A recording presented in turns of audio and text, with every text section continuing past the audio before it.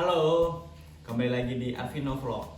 Nah, kali ini kita akan membahas mengenai All New Aerox ini tentang kelebihan dan kekurangannya. Nah, bagaimana selanjutnya? Yuk tonton terus ya sampai habis. Kuy. Nah, sekarang kita akan bahas kelebihannya dahulu. Sebelum kita bahas kekurangannya yang jelek-jelek, kita bahas yang bagus-bagusnya dahulu lah. Untuk kelebihan yang pertama itu ada di shock depan dan shock belakangnya. Nah, untuk shock depan ini kemarin ada nabrak lubang itu yang ukurannya 25-30 cm itu masih aman, terus nggak kerasa, ataupun kalau polisi tidur itu juga empuk, nggak kerasa lah, masih nyaman. Terus untuk yang shock belakangnya ini, nah saya paling suka dengan shock belakangnya ini karena kenapa? Bawaan pabriknya ini udah shock tabung. Jadi udah enak dibanding dengan Aerox yang lama kan masih shock biasa, itu belum ada tabungnya ini. Jadi sering mentok. Kemarin juga udah nyoba boncengin temen, itu beratnya ada 80-an kilo, itu masih empuk kok, nggak mentok. Walaupun nabrak lubang juga masih empuk banget. Jadi saya rasa untuk shock depan dan belakangnya ini sudah aman, nggak perlu diganti lagi. Apalagi cuma buat harian. Udah empuk banget kok, buat cornering juga udah enak. Selanjutnya kita akan bahas kelebihan yang kedua. Kelebihan yang kedua adalah posisi ridingnya. Nah, untuk posisi riding ini udah nyaman banget buat gua yang tinggi 170 terus berat badan di 53 ataupun 55 ya. Itu udah enak banget nih. Kalian bisa lihat sendiri ridingnya nggak terlalu tegak, terus nggak terlalu bungkuk. Ini nyaman banget. Untuk pegel sih enggak, apalagi kemarin sempat touring itu kurang lebih ada 100 km lebih. Nah, ini nggak terasa pegelnya, cuma terasa bosan aja karena posisinya terlalu nyaman. Jadi kita cuma ngegas ngerem doang. Ini kan metek, jadi nggak perlu mau pada kopling ataupun gigi.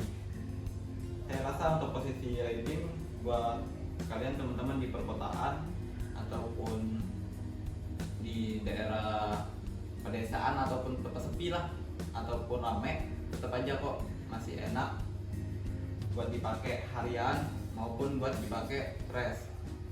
Karena ini motor mesinnya udah lumayan kencang dibanding yang lama.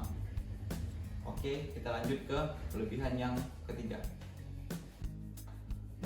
Nah, untuk kelebihan yang ketiga itu ada di konsumsi bahan bakarnya. Untuk konsumsi BBM-nya itu ini irit banget. Perbandingannya 30 km per liter. Bagi gua itu udah irit banget lah. Ibaratnya kalian nempuh jarak 30 km cuma menghabiskan 1 liter bensin doang. Nah, kemarin saya sempat touring itu kurang lebih ada 150 km, habisnya isi pertama ya 50.000 lah, 2 kali ngisi kemarin sempet. Untuk tangki bensinnya juga kan 5,5 liter, lebih gede dibanding yang lama. Kelebihan yang keempat adalah bannya. Untuk ban sendiri ini sudah sangat nyaman, apalagi buat kalian pecinta cornering yang suka nikung-nikung gitu, ini udah asik banget. Karena kenapa? Untuk profil ban depannya sendiri udah di 110 ukurannya dan yang belakang ukurannya 140. Nah, untuk kalian yang suka nikung-nikung udah asik banget kok. Kemarin sudah gua cobain waktu touring ke Blinyu, itu enak banget, nggak goyang walaupun jalannya agak bumpy, masih enak dengan didukung oleh shocknya ini. Jadi untuk ban kalian nggak perlu repot-repot ganti, ini juga udah enak. Ataupun kalian mau ganti ke lebih bagus, itu selera kalian, tergantung budget yang kalian punya. Saya sih rekomendasiin nggak perlu diganti lah, karena sayang uang juga kan. Bawaan pabriknya juga udah bagus banget kok. Sekarang kita lanjut ke kekurangannya. Karena kekurangannya ini ada beberapa yang mengganjal ataupun bahaya jika dibiarkan. Nah, sekarang kita akan bahas tentang kekurangan dari All New Aerox ini. Setelah kita bahas kelebihannya tadi, sekarang kita bahas yang jelek-jeleknya. Yang pertama, kekurangan dari All New Aerox ini adalah joknya. Joknya itu nggak empuk ataupun keras. Walaupun kita tekan itu kerasa empuk, tapi waktu kita berkendara itu kerasa banget di bokong, itu kerasa pegalnya. Bukan saya sendiri yang ngerasain, teman saya juga waktu dia duduk di sini di belakang itu badannya agak gede dibanding saya, itu dia juga bilang joknya keras ataupun kerasa sakit di bokong.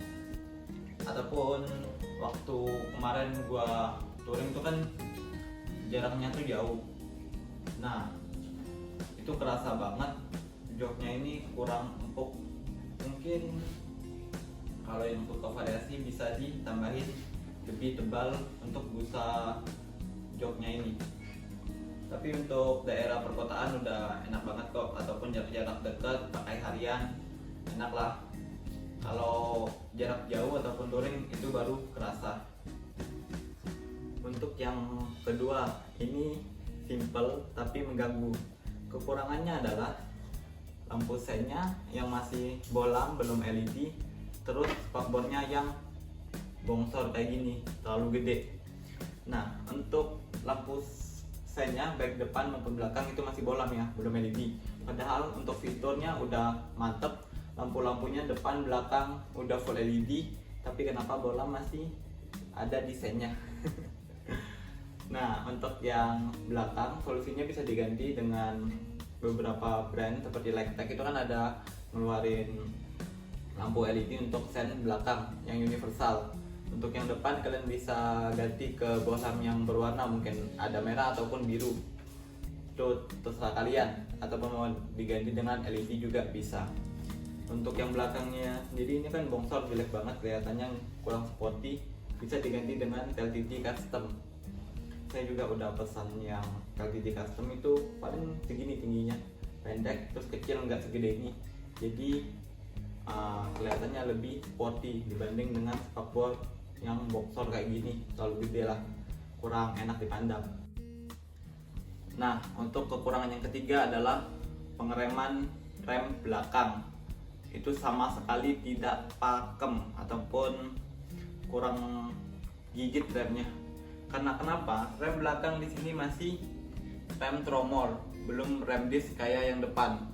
Padahal untuk all new yang NMAX udah pakai rem disc. Kenapa Aerox versi ABS-nya juga masih pakai rem tromol? Waktu di kecepatan 100 lebih itu sama sekali nggak makan nih rem, lama banget delay. Kita ngerem itu bisa berhenti kurang lebih belasan detik, keburu ketabrak kalau lagi ngebut.